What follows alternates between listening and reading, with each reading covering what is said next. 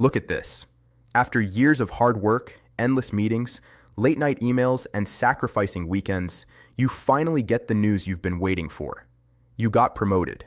Not just a small promotion either. A big one. Your salary jumps by nearly 60%. Friends congratulate you. Family members celebrate. Your colleagues shake your hand and tell you how lucky you are. On paper, you've made it.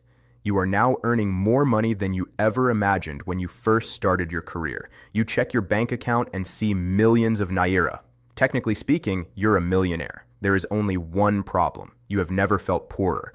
The extra money disappears almost immediately. The rent is higher. Food is more expensive. Transportation costs have exploded. Your electricity bill has become a luxury expense. The same salary increase that should have transformed your life barely covers the rising cost of survival.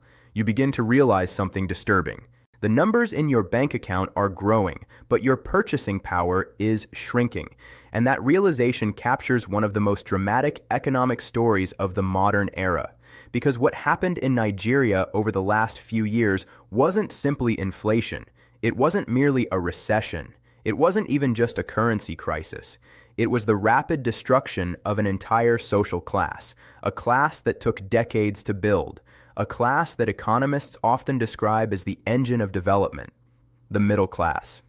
For years, Nigeria was celebrated as one of Africa's great success stories. International investors called it the future. Economic analysts described it as an emerging giant. Magazine covers featured smiling entrepreneurs, booming cities, and ambitious young professionals. The phrase Africa Rising became a global slogan.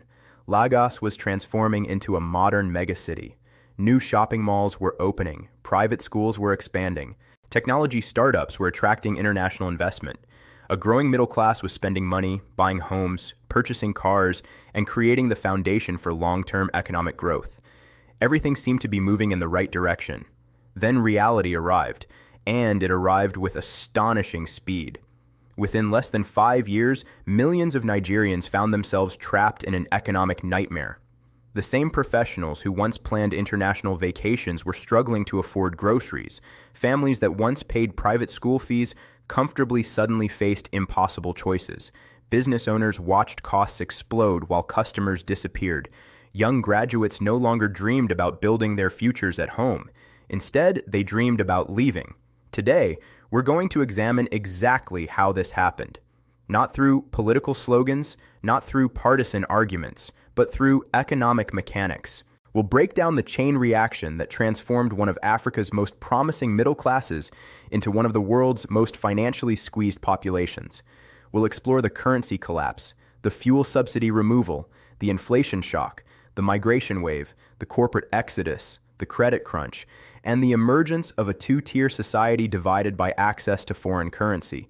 Most importantly, we'll answer a simple but powerful question. How do you erase decades of middle-class progress in less than 5 years?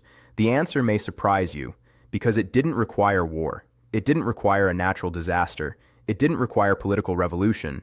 It only required a series of economic decisions colliding with long-standing structural weaknesses. And when those forces finally collided, the results were devastating. Chapter 1. The Great Forex Illusion.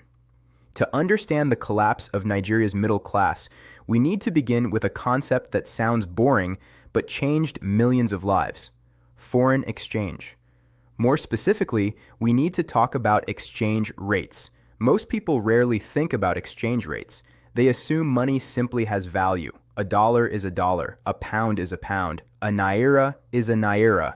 But currencies are not static. Their value depends on trust, and when that trust disappears, entire economies can be transformed overnight. For many years, Nigeria operated under a foreign exchange system that looked stable on the surface, but underneath, enormous problems were accumulating. The official exchange rate was controlled by the central bank. At one point, the government maintained an official rate of roughly 460 Naira to $1. According to official figures, this was the value of the currency. But there was a problem. The market disagreed. Outside official channels, the same dollar traded for much higher prices, sometimes 700 Naira, sometimes 750, sometimes even more. This created two different realities.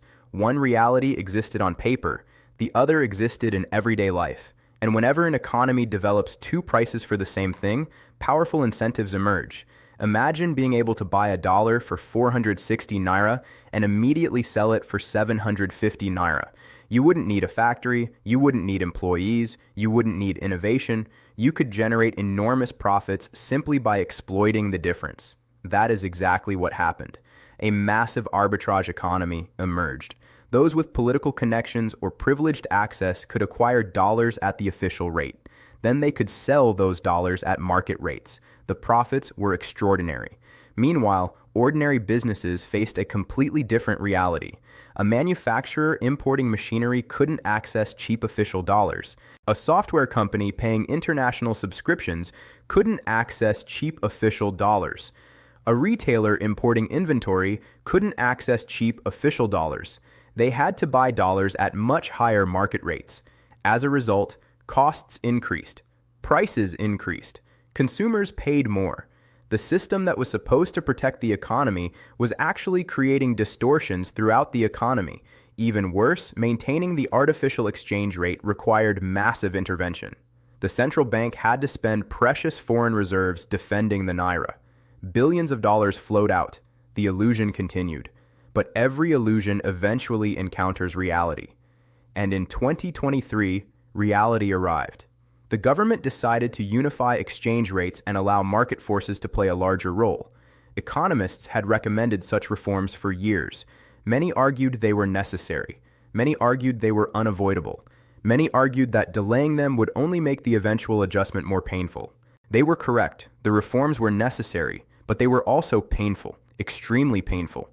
Because once the currency was allowed to move closer to its market value, the true scale of the problem became visible. The Naira weakened dramatically. For millions of Nigerians, this wasn't an abstract economic event. It was a personal financial disaster. People discovered that their savings had lost enormous value. Their salaries suddenly bought far fewer imported goods. Their ability to pay for foreign services collapsed. Their purchasing power evaporated. Imagine saving for 10 years. Imagine carefully building a fund for your child's education. Imagine setting aside money for a house. Imagine making every responsible financial decision. Then imagine waking up and discovering that those savings have lost more than half of their international value. That is what many Nigerians experienced. And for the middle class, the consequences were devastating.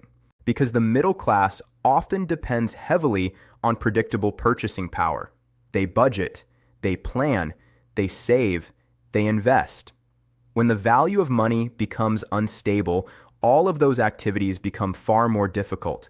The currency crisis didn't simply reduce wealth, it destroyed confidence.